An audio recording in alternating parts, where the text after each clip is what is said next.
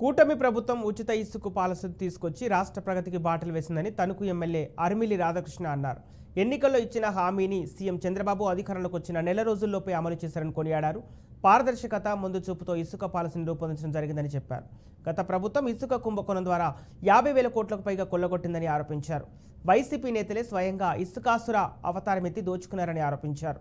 గతంలో పేదలు ఇల్లు కట్టుకోవడానికి 5 లక్షలు ఖర్చు అయితే అందులో ఇసుక కొనడానికే సుమారు 3 లక్షలు ఖర్చు పెట్టాల్సిన పరిస్థితి ఉండేదన్నారు. అక్రమ ఇసుక తవ్వకాలు నిరోధిస్తూ రాష్ట్ర ప్రజలు ప్రగతే ధ్యేయంగా ఇసుక ఉచిత పాలసీని రూపొందించినట్లు తెలిపారు. దీనిపై నిరంతరం విజిలెన్స్ పర్యవేక్షణ ఉంటుందన్నారు. జిల్లా స్థాయిలో శాండ్ కమిటీలు ఏర్పాటు చేసి కలెక్టర్, జాయింట్ కలెక్టర్లు, ఆర్డీఓలు, మైనింగ్ అధికారులు పర్యవేక్షిస్తారని చెప్పారు.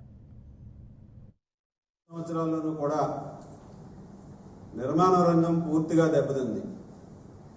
ఇసుక కొనుక్కోవాలంటే బంగారంతో సమానంగా పెరిగిపోయినటువంటి పరిస్థితి.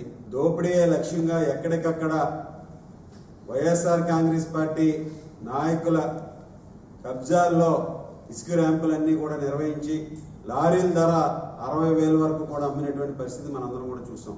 ట్రాక్టర్ ధర 20,000 రూపాయలు ఉండేది. దాదాపు 5 సంవత్సరాల్లోనూ కూడా 50,000 కోట్ల రూపాయలు పైగా ఈ ప్రభుత్వం, ఆ రోజు జగన్మోహన్ రెడ్డి ప్రభుత్వం దోచుకోవడం జరిగింది.